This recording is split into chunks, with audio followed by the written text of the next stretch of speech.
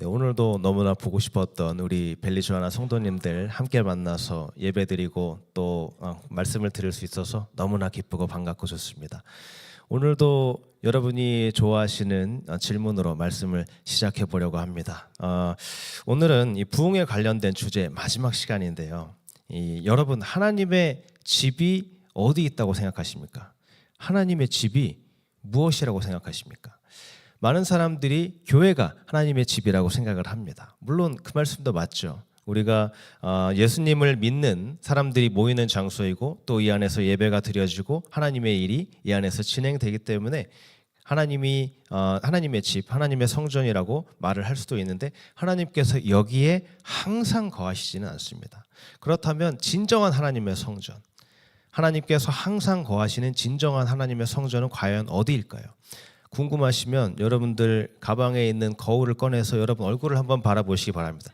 거기에 보이는 그 얼굴이 바로 하나님의 성전입니다. 성경은 우리가 하나님의 성전이라고 이야기를 합니다. 성전은 하나님께서 거하시는 곳인데 그곳이 바로 저와 여러분입니다. 여러분이 구원을 받았을 때 하나님께서 이미 여러분 안에 들어오셨습니다.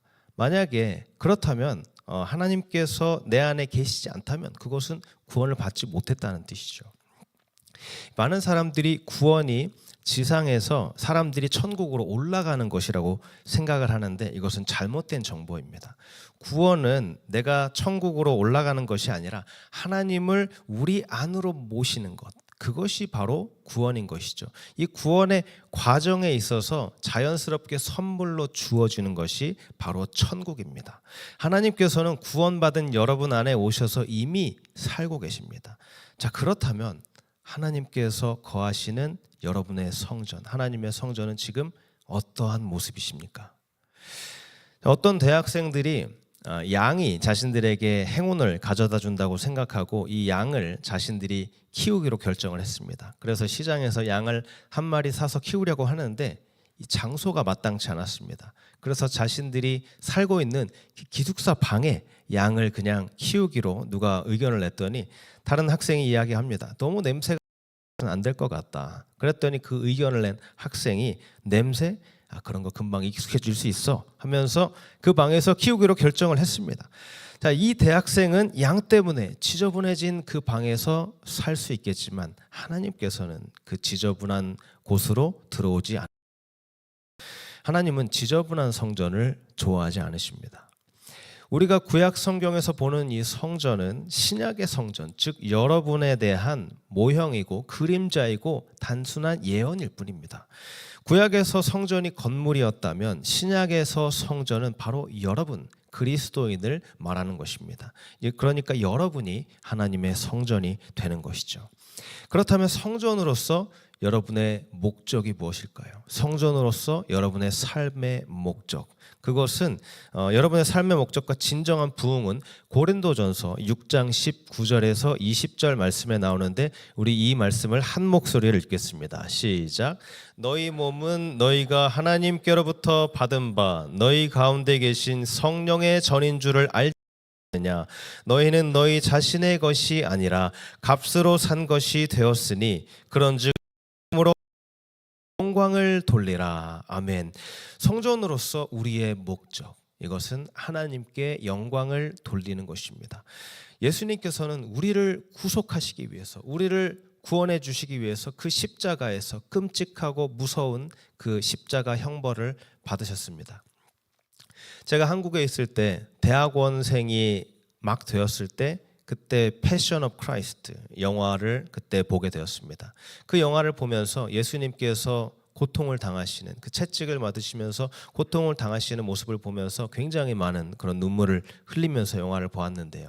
그 모습을 보면서 제가 드는 생각이, 예수님께서 저런 일을 당하면서까지 나를 구해 주셨는데 과연 내가 그만한 가치가 있는 사람인가? 예수님께서 대가를 치르고 저를 사셨습니다. 마찬가지로 예수님께서 대가를 치르고 여러분을 사셨습니다. 그렇기 때문에 여러분은 여러분의 것이 아닙니다. 하나님의 것입니다. 하나님의 것이고 하나님께서 머무시는 성전입니다. 여러분, 성전의 목적, 쉽게 말해 성전이 여러분의 목적이 무엇이죠? 여러분의 몸과 영으로 하나님께 영광을 돌리는 것입니다. 영으로 어떻게 영광을 돌리죠? 예배와 찬양과 묵상, 그리고 순종함으로. 그리고 몸으로 어떻게 영광을 돌리죠? 여러분의 몸을 산 제물로 드리는 것입니다. 로마서 12장 11절의 말씀처럼 여러분의 몸을 산 제물로 드리는 것이죠. 여러분, 저에 대해서 잘 아시죠? 저에 대해 아는 모든 것은 저의 몸으로부터 나오는 모든 것을 통해서 아는 것입니다. 제가 어떻게 생겼는지, 어떤 소리를 내는지, 이렇게 코맹맹이 소리를 무지하게 많이 내고 있는데 원래는 제가 목소리가 조금 더 좋습니다. 네, 잘 아시듯이. 네, 그런데 심지어 또 제가 무슨 생각을 하는지까지 제 얼굴을 보시면 다 알 수 있습니다. 그만큼 제가 또 단순하기도 하고요. 그리고 또 기쁘거나 슬프거나 제 얼굴을 통해서, 제 몸을 통해서 여러분이 저를 잘 알 수 있습니다. 사람들이 몸이 하는 일을 통해서 저를 알 수 있기 때문에 이 몸이 하는 것이 굉장히 중요합니다. 내 몸이 하나님께 영광을 돌리려 질문을 해봐야 합니다. 나를 볼 때 무엇이 보이는가? 나의 모습을 내가 돌아볼 때 어떤 모습이 보이는가? 성경은 우리에게 가르쳐 줍니다. 우리가 하는 일은 하나님의 영광을 위해서 해야 하고 그것이 몸으로 드러나야 한다고 가르쳐 줍니다. 그렇기 때문에 여러분은 여러분의 몸으로 하나님께 영광을 돌려야 합니다. 모든 행동, 모든 장소에서 주님, 이 행동은 주님의 영광을 위한 것입니다. 주님, 제가 이곳에 가는 것은 주님의 영광을 위한 것입니다. 이렇게 말할 수 있어야 합니다. 만약 그렇지 않고 하나님께 영광을 돌리지 않는다면 우리는 하나님의 성전을 잘못 사용하고 있는 것입니다. 다시 한번 말씀드립니다. 여러분에게 주어진 단 한 가지 인생의 목적은 하나님께 영광을 돌리는 것입니다. 우리 몸은 주님께서 대가를 지불하고 사신 것이기 때문에 우리 것이 아닙니다. 주님의 것이기 때문에 주님을 위한 몸과 마음이 되어야 합니다. 너희는 값으로 산 것이니 그런즉 너희 몸도 너희 영도 하나님의 것이니 하나님께 영광을. 오늘 성전을 뒤집으시는 하나님의 뜻이라는 제목을 가지고 세 가지 주제로 함께 말씀을 나누려고 합니다. 첫 번째 주제는 이 성전 모독이라는 문제로 함께 말씀을 나누려고 합니다. 많은 사람들이 하나님의 성전을 모독하는데 그 모독한다는 사실을 잘 깨닫지 못합니다. 오늘 본문 12절을 보시면 예수께서 성전에 들어가사 성전에서 매매하는 자들을 다 내쫓으시고 돈 바꾸는 사람들의 상과 비둘기 파는 사람들의 의자를 둘러 엎으시고, 그리고 요한복음 2장 15절을 보시기 바랍니다. 예수님께서 노끈으로 채찍을 만드사 양이나 소를 다 성전에서 내쫓으시고 돈 바꾸는 사람들의 돈을 쏟으시며 상을 엎으시고. 자, 오늘 본문을 보시면 성전에서 장사하는 사람들이 이 하나님의 집을 강도들의 소굴로 만들었습니다. 이들은 하나님의 소유를 상품으로 만들어서 판매했는데요. 당시 성전에 우리가 공항에 가면 잘 볼 수 있는 이런 환전상이 성전에 있었습니다. 이 당시는 로마가 지배를 하던 시대였기 때문에 모든 곳에서 로마 돈을 사용하고 있었는데 오직 이 유대 지역에 있는 예루살렘 성전에서는 유대 돈만 사용이 가능했습니다. 당시 로마 제국에 퍼져 살던 사람들이 이 유대 성전에 와서 제사를 드리고 헌금을 하거나 또 물건을 사려고 할 때 유대 돈으로 환전을 해야 했습니다. 그래서 환전소로 가면 이 환전상에 손님 불이 필요하시죠? 로마 돈으로 1불 15전입니다. 이런 식으로 환전을 하면서 자신의 이익을 계속해서 챙겼습니다. 그리고 또 하나님께서 제사에 사용하라고 하신 이 비둘기와 여러 동물들이 있었는데요. 이 모든 제사에 드릴 제물들은 흠이 없어야 하는데 약간의 흠이 있는 것들, 이것들도 다 제값을 받고 팔았습니다. 그렇게 상인들은 하나님의 성전을 이용해서 자신의 배를 불리고 이익을 위해서 잘못 사용하고 있었습니다. 이 사람들이 한 일이 무엇이죠? 성전을 모독한 것이죠. 하나님께 바쳐야 할 예물을 훔친 것이었습니다.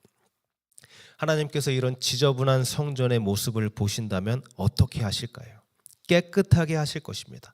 두 번째로 우리가 함께 볼 것은 성전 정화, 깨끗하게 하시는 것입니다. 자, 우리는 하나님의 자녀인데요. 부모 하나님께서 정말 아끼는 자녀에게 어떻게 하실까요? 아까 요한복음 2장 15절에 예수님께서 무엇을 드셨다고 했죠? 채찍을 드셨습니다. 하나님께서는 사랑하는 자녀에게 채찍을 드십니다. 채찍은 당연히 징계를 위한 것이죠. 예수님께서 그 채찍을 만들어서 성전으로 가지고 들어가셨습니다. 예수님께서는 사랑의 하나님이시고 여러분을 있는 그대로 사랑하십니다. 그런데 여러분을 너무나 사랑하시기 때문에 있는 그대로 가만히 놔두시지 않습니다. 그래서 채찍을 내리십니다. 히브리서 12장 5절부터 8절까지를 보시기 바랍니다. 또 아들들에게 권하신 것 같이 너희에게 권면하신 말씀도 잊었도다. 일러스되 내 아들아 주의 징계하심을 경히 여기지 말며 그에게 꾸지람을 받을 때에 낙심하지 말라. 주께서 그 사랑하는 자를 징계하시고 그가 받아들이시는 아들마다 채찍질 하심이라. 예수님은 채찍질을 하셨는데 히브리서는 예수님을 받아들이는 모든 아들을 채찍질을 하신다고 이야기를 합니다. 그리고 7절 너희가 참음은 징계를 받기 위함이라. 하나님이 아들과 같이 너희를 대우하시나니 어찌 아버지가 징계하지 않는 아들이 있으리요. 징계는 다 받는 것이거늘 너희에게 없으면 사생자요 친아들이 아니니라. 하나님은 누구를 징계하시죠? 마귀의 자녀를 징계하시지 않습니다. 하나님의 자녀를 징계하십니다. 하나님이 8절에 말하는 것은 진정한 모든 성도가 다 징계를 받는데 그 목적이 깨끗하게 하는 것입니다. 그리고 또 다른 목적이 있는데 바로 10절처럼 우리의 유익을 위해서입니다. 우리의 손해가 아니라 이익을 위해서 징계를 주시는 것입니다. 하나님께서는 여러분이 행복하고 건강하기를 바라십니다. 그런데 그보다 더 바라시는 여러분이 거룩해지는 것입니다. 여러분이 거룩해지면 여러분의 건강과 행복을 빼앗아 여러분이 거룩해지도록 만드실 수도 있습니다.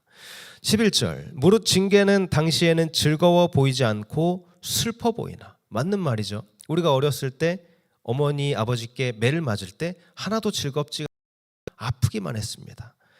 그런데 11절 뒷부분 그로 말미암아 연단받은 자들은 의와 평강의 열매를 맺느니라. 여러분 모습을 지금 보시기 바랍니다. 여러분 훌륭한 어른으로 장성해서 지금 이렇게 훌륭하게 살고 계십니다.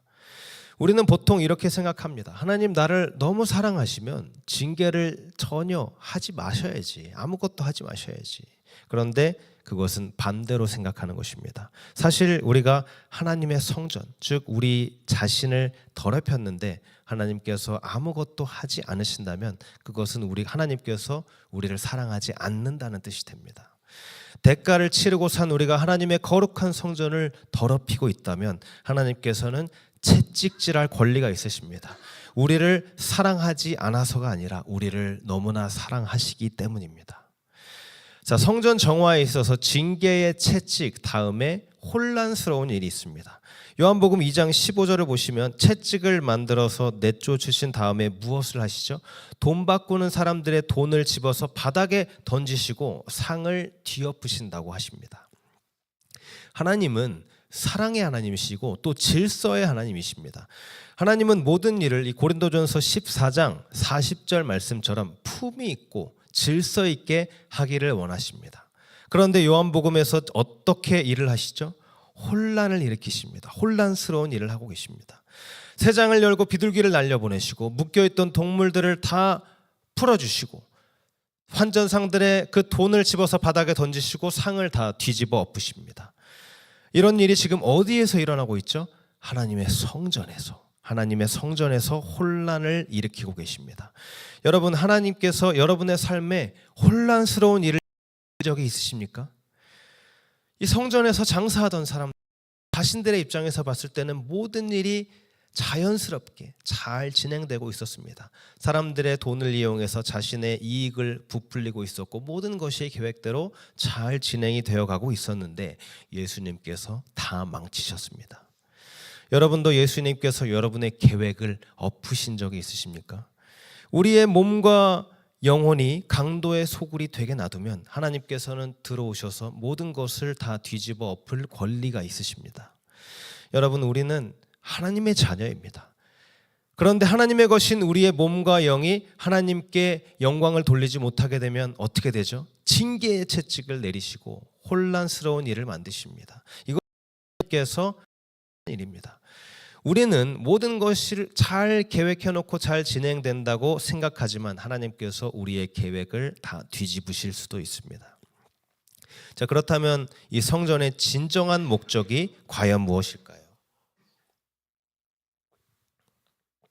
세 번째로 함께 나눌 것은 바로 성전의 진정한 목적입니다. 하나님의 성전인 저와 여러분의 목적이 과연 무엇일까요? 자, 첫 번째 목적은 기도의 장소가 되는 것입니다. 성전은 기도의 장소가 되어 본문 13절을 보시면 예수님께서 말씀하십니다. 내 집은 기도하는 집이다. 여러분은 하나님의 성전으로서 기도하는 집이 되어야 합니다. 이 구약의 성전과 성막에서는 분향단이라는 이런 제단이 있었는데요. 이 제단이 하는 일은 이 향을 24시간 피워 올려서 하늘로 올려 역할을 하는 것이 바로 분향단입니다. 성경에서 향이라고 하는 것은 보통 성도의 기도를 말하는 것인데요. 이 분향단에서 24시간 향을 피워서 올려 보내듯이 이렇게 우리의 성전에서도 끊임없이 기도의 향 하나님께로 끊임없이 24시간 24/7 올라가야 합니다. 만약 여러분의 성전이 기도의 집이 되지 않고 기도의 향기가 하늘로 올라가지 않는다면 여러분에게 필요한 것이 바로 부흥입니다. 우리의 마음이 하나님께로 향하면 우리는 기도할 수밖에 없고 그 기도는 끊임없이 올라가게 됩니다. 데살로니가전서 5장 17절 말씀, 쉬지 말고 기도하라. 우리가 이 말씀처럼 쉬지 말고 기도해야 합니다. 그러면 어떤 분들은 또 이렇게 말씀하실 수 있죠. 목사님, 도대체 어떻게 사람이 쉬지 않고 기도합니까? 저는 쉬지 않고 기도할 수 없습니다. 그런데 여러분, 쉬지 않고 기도할 수 있습니다. 사람이 꼭 항상 말로만 기도를 해야 하는 것이 아닙니다. 우리가 잠을 자면서도 기도할 수 있고요. 밥을 먹으면서 기도할 수 있고요. 또 친구들과 교제하고 가족들과 좋은 시간을 보내면서도 기도할 수 있습니다. 내가 하나님과 동행하고 교제하고 있다는 것, 그것이 24시간 기도하고 있는 것입니다. 만약 걱정거리가 있다고 하더라도 기도의 정신을 방해할 수 있는 것은 아무것도 없습니다. 자, 예를 들면 이런 것이죠. 아픈 아이가 있는 엄마가 있습니다. 아이가 열이 나서 아프고 엄마는 밤새 간호하느라 잠을 자지 못합니다. 그런 다음 날도 이 아이가 낫지 않고 계속해서 열이 펄펄 끓습니다. 그래서 엄마는 밤새 간호하느라 밤을 새고 그 다음 날도 아파서 또 밤을 새게 됩니다. 그런 정성스러운 보살핌, 결국 아이가 낫게 되어서 아이도 이제 자고 엄마도 드디어 잠을 푹 잘 수 있게 됩니다. 그런데 그렇게 푹 자고 있을 때 밖에서 굉장히 시끄러운 소리가 들립니다. 갑자기 공사를 하고 자동차 경적을 울리면서 지나가고 소방차가 지나가고 또 옆집에서 시끄럽게 음악을 틀어놓고 파티를 합니다. 그런데도 엄마는 아무 소리도 듣지 못하고 깊게 푹 잠을 잡니다. 어떤 소리도 엄마를 깨우지 못하는데요. 그런데 아이가 울기 시작하면 어떻죠? 엄마가 바로 일어납니다. 자, 이게 무슨 뜻일까요? 엄마의 마음과 정신이 아이에게 맞춰져 있다는 뜻입니다. 여러분의 마음, 여러분의 정신도 그렇게 하나님께 맞춰져 있어야 합니다. 그것이 바로 기도의 정신입니다. 빌립보서 4장 6절에 하나님께서 말씀하십니다. 아무것도 염려하지 말고 다만 모든 일에 기도와 간구로 너희 구할 것을 감사함으로 하나님께 아뢰라. 여러분, 만약에 기도할 수 없는 어떤 일에 대해서 기도할 수 없는 일이 있다면 그 일을 하실 필요가 없습니다. 예를 들어서 내가 카지노에 가서 하나님께 도와달라고 말할 수 없다면 이 카지노에 갈 필요가 없는 것이죠. 여러분이 하고 있는 일을 통해서 하나님께 영광을 돌릴 수 없을 때는 그곳에 갈 이유가 없는 것입니다. 하나님께 복을 달라고 기도할 수 없는 일들이 있는데, 그런데 빌립보서에서 뭐라고 하죠? 모든 일에 기도와 간구로 하나님께 아뢰라. 자, 많은 사람들이 삶과 신앙을 하려고 합니다. 이렇게 이야기를 하면서 말이죠. 저는 기독교인으로서 삶이 있고 세상 사람으로서의 삶이 있습니다. 저는 세상적인 것에 대해서는 기도를 하지 않습니다. 이렇게 이야기를 하는데요. 그런데 여러분을 받으면서 삶의 모든 것이, 여러분이 구원을 받게 되면 삶의 모든 것이 다 영적이 됩니다. 세속적인 것이 없어지는 것입니다. 여러분의 삶에서 기도해야 할 일과 기도할 필요가 없는 일, 이런 구분이 완전히 사라지게 되는 것입니다. 제가 잘 알고 있는 이 한국에 사는 목사님이 어느 조금 큰 규모가 있는 교회에 청빙을 받아서 담임으로 가게 되었습니다. 그 전에는 몰랐는데 이 교회에 가서 보니까 이 교회가 내적으로 굉장히 큰 재정적인 문제를 겪고 있다는 것을 알게 되었습니다. 그래서 재정부장님과 또 다른 재정부 팀원들을 모아서 함께 이 문제에 대해서 논의를 한 후에 이 문제를 위해서 같이 기도하자고 목사님이 이야기를 했습니다. 그랬을 때 그 자리에 있었던 한 사람이, 목사님, 이 문제는 우리가 기도로 해결할 것이 아닙니다. 이 문제는 사업적인 영역이라 우리가 꼭 기도를 할 필요가 없습니다. 자, 많은 사람들이 이런 방식으로 해결을 하려고 합니다. 우리의 삶을 거룩한 것과 세속적인 것으로 나누려고 하는 것입니다. 그런데 여러분, 우리 그리스도인의 삶은 그렇게 나눌 수가 없습니다. 여러분이 쉬지 않고 기도할 때 성전되는 여러분으로부터 로 향기가 계속해서 올라가게 됩니다. 자, 두 번째 성전의 목적은 능력의 장소가 되는 것입니다. 여러분의 성전은 기도의 장소가 되어야 하고 또 능력의 장소가 되어야 합니다. 본문 14절을 보시면 맹인과 저는 자들이 성전에서 예수께 나아오매 고쳐주시니, 이 구절을 보시면 성전을 깨끗하게 예수님께서 만드신 후에 무엇을 하시죠? 맹인과 저는 자들의 아픔을 고쳐주십니다. 주님께서 성전을 다스리실 때 맹인과 저는 자들이 고침을 받게 됩니다. 여러분이 하나님과 올바른 관계를 맺고 있을 때, 즉 여러분의 마음에 부흥이 있을 때 여러분의 삶에는 기적이 일어나게 될 것입니다.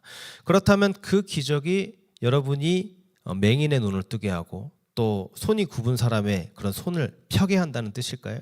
그럴 수도 있습니다. 제가 항상 축도를 하기 전에 이렇게 치유 기도를 하죠. 저는 어차피 이 일은 제가 전혀 하는 것이 아니라 하나님께서 하시는 것이기 때문에 여러분에게 말씀을 드리지 않았었는데요. 몇 분들이 치유 기도할 때 제가 치유 기도를 할 때 아픈 부위에 손을 얹고 기도를 하셨다고 합니다.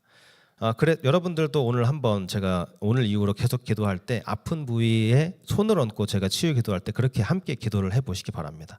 그래서 그 기도 후에 그분들이 자신의 눈이 있었는데 그 눈의 질병이 치유를 받고 또 무릎이 아픈 그런 병이 치유가 되었다고 이야기합니다.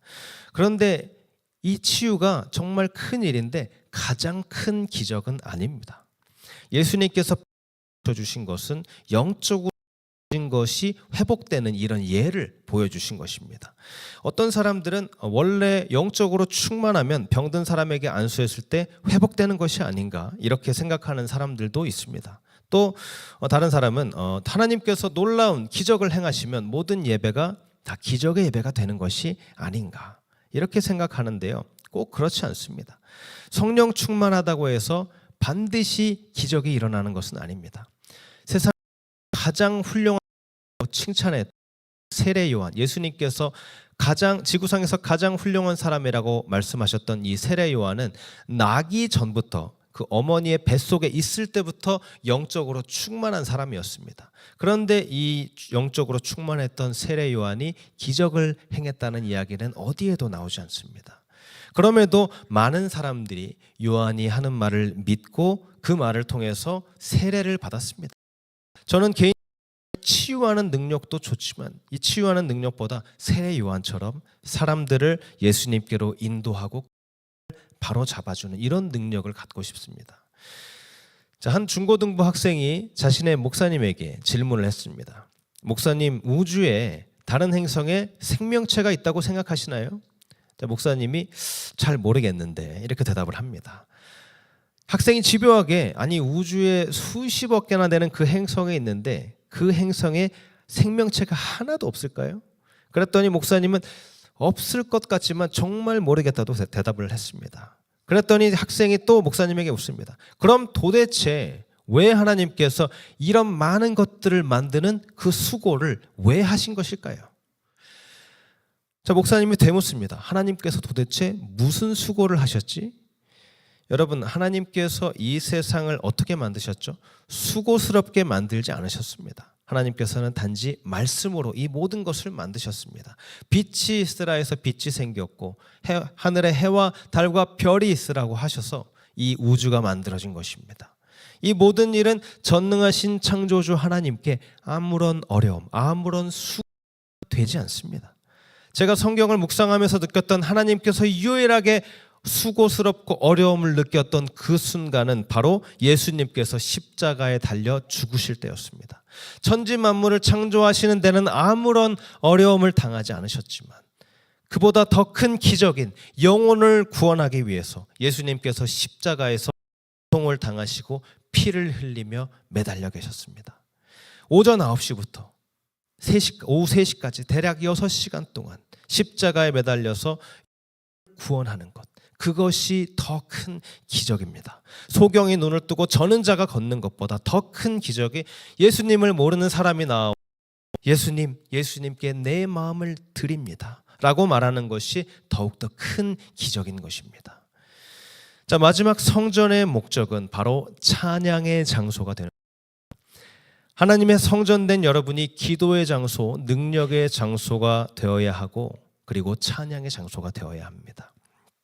본문 15절, 16절을 다시 한번 보시면 아이들이 무엇을 한다고 했죠? 아이들이 호산나 다윗의 자손이여 찬양을 했다고 합니다. 16절에 시편의 말씀을 인용하시면서 하나님께서는 연약한 아기와 같은 이 사람들, 특히 어린이들의 찬양을 통해서 영광을 받는다고 말씀하십니다. 어린아이들이 예루살렘 성전에서 부른 찬양은 하나님의 임재를 드러내는 가장 순수한 예배였습니다. 이처럼 여러분의 삶 속에서 하나님을 향한 찬양이 흘러넘칠 때 그것은 세상 속에서 하나님의 영광을 드러내는 증거가 될 것입니다. 여러분은 어떻게 하나님께 영광을 돌리십니까? 즉 여러분의 몸과 영으로 영광을 돌려야 합니다. 여러분의 성전을 기도의 장소, 능력의 장소, 찬양의 장소로 만드시기를 바랍니다. 그러면 여러분의 삶에 부흥이 임하고 하나님께서 영광을 받을 줄로 믿습니다. 자, 이제 말씀을 마무리합니다. 여러분, 제가 마지막으로 여러분께 질문을 드리겠습니다.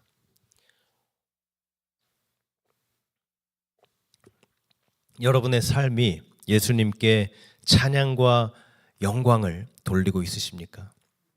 굉장히 중요한 질문입니다. 여러분의 삶이 예수님께 찬양과 영광을 돌리고 있으십니까? 조용히 정직하게 대답해 보시기 바랍니다. 내 몸이 기도의 장소인지, 능력의 장소인지, 찬양의 장소인지. 여러분은 하나님의 성전입니다. 고린도전서 6장 19절 20절 너희 몸은 너희가 하나님께로부터 받은 바 너희 가운데 계신 성령의 전인 줄을 알지 못하느냐. 너희는 너희 자신의 것이 아니라 20절 말씀 같이 읽습니다. 시작. 값으로 산 것이 되었으니 그런 몸으로 하나님께 영광을 돌리라. 아멘. 여러분, 이것이 바로 부흥입니다. 여러분 개개인의 삶이 기도와 능력과 찬양의 장소가 되게 할 때 여러분의 삶에 부흥이 일어나고 이것들을 통해서 영광을 돌리는 삶을 살게 되는 것입니다. 여러분에게 필요한 것은 단지 그 한 가지, 예수님을 향한 갈망, 목마른 사슴이 시냇물을 찾는 그 갈망, 간절한 목마름이 있어요. 여러분, 어떻게 하면 하나님을 내 안에 모시고 하나님의 성전이 될 수 있죠? 여러분이 받아들이시기만 하면 됩니다. 예수님께서는 요한계시록 3장 20절의 말씀처럼 이 예배에서 여러분의 마음의 문을 두드리고 계십니다. 찬양 중에, 기도 중에, 말씀 중에 여러분의 마음의 문을 두드리고 계십니다. 누구든지 내 음성을 듣고 문을 열면 내가 그에게로 들어가 그와 더불어 먹고 그는 나와 더불어 먹으리라. 여러분, 하나님께서 여러분 삶에 들어오시기를 원하십니까? 문을 여시기 바랍니다. 그러면 하나님께서 반드시 들어오실 것입니다. 그렇게 들어오신 주님과 친밀한 교제를 누리며 여러분 삶에 부흥이 넘치고 성전되는 삶을 감당함으로 하나님께 영광을 돌려드리는 그런 복된 삶을 살아가는 여러분들이 되시기를 주님의 이름으로 축복합니다. 우리 시간 함께 찬양합니다. 주님, 우리의 마음을 두드리고 계신 주님, 그 간절히 원합니다. 제 마음에 찾아오시고 저를 깨끗하게 해 주옵소서. 여러분 삶이 깨끗한 그런 성전의 삶을 감당하기를 원하시는 내 마음을 깨닫고 우리가 주님과 함께 그 길을 걸어가게 주님 내 마음에 찾아오셔서 부흥을 일으켜 주옵소서. 우리 함께 찬양하기 원합니다. 주께 가까이 날 이끄소서. 주께 가까이, 주께 가까이 날 이끄소서. 간절히 주님만을 원합니다. 원합니다. 채워주소서, 채워주소서. 주의 사랑을 진정한 찬양 드릴 수 있도록 다시 한번 주께 가까이, 주께 가까이 날 이끄소서. 우리가 간절히 주님만을 원합니다. 주님의 부흥으로 우리를 채워 주시옵소서. 주의 사랑을 진정한 찬양 드릴 수 있도록 목마른 나의 영혼, 목마른 나의 영혼 주를 부르니 나의 맘 만져주소서. 주소서. 주님만을 원합니다. 더 원합니다. 나의 맘 만져주소서. 다시 한번 주께 가까이, 주께 가까이 날 이끄소서.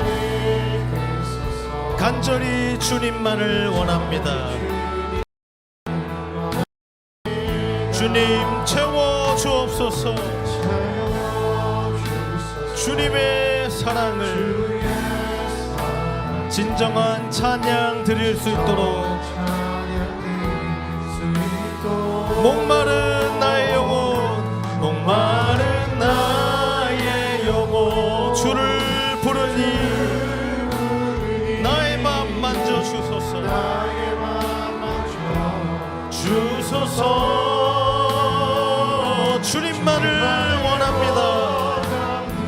주님만을 더욱 원합니다. 나의 맘 만져주소서. 목마른 나의 영혼, 목마른 나의 영혼 주를 부르니 나의 맘 만져주소서. 주님만을 원합니다. 주님만을 원합니다. 더 원합니다. 나의 맘 만져주소서.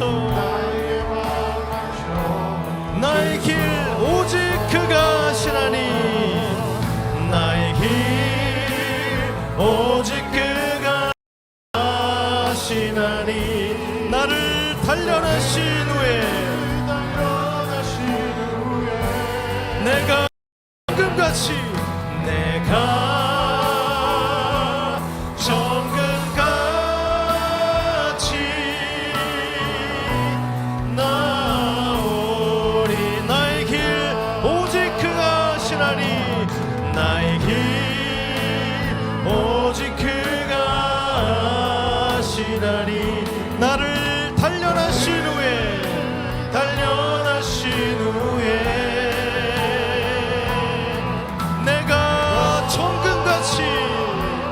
정금같이 나오리라. 내가 정금같이, 내가 정금같이 나오리라.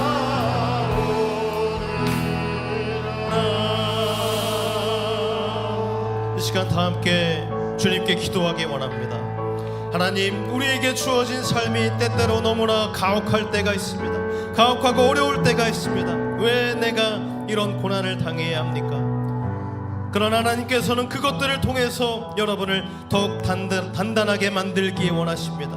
그렇게 하나님의 일을 성전되는 우리를 완벽한 성전으로 만들어 가실 주님, 그 주님만을 믿고 간절히 따르기 원합니다. 주님 간절히 원합니다. 내 삶에 오셔서 주인 되어 주옵소서. 우리 함께 동성으로 기도합니다. 주님, 우리와 함께하여 주시옵소서. 주님만을 간절히 원합니다. 내 삶에 오셔서 주인 되어 주시옵소서. 하나님께서 주어주신 이 삶을 살아갈 때에 정말 어렵고 힘든 일이 있습니다. 하나님, 그런 삶을 살아갈 때에 하나님, 우리의 삶이 더욱더 주님 앞에 간절하고 그런 온전한 삶이 되기 원합니다. 하나님이 모든 어려움을 통해서 우리를 더욱더 단단하게, 더욱더 적금과 같이 만들어주실 그 주님의 일을 우리가 기대하고 믿고 나아갑니다.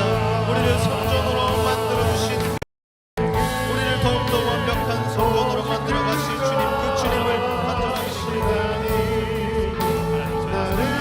따르기 원합니다. 주님 오셔서 주님께서 함께 하시고 이 삶을 통해서 주님께 영광 돌려드리는 그 삶을 살아가기 원합니다. 하나님, 우리와 함께 하여 주시고 이 모든 일을 주님이 원하시는 아름다운 일로 영광 돌려드리게 하여 주시옵소서.